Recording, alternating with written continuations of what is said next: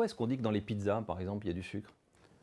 Il y a tout simplement de la farine. La farine, c'est quoi? C'est de l'amidon. Qu'est-ce que c'est que l'amidon? C'est du sucre.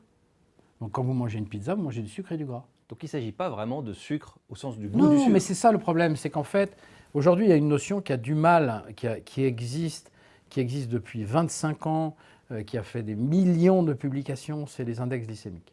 C'est-à-dire quel est l'impact d'un sucre sur le sang. D'accord? Sur l'augmentation, pardon, sur le sang, sur le taux de sucre dans le sang.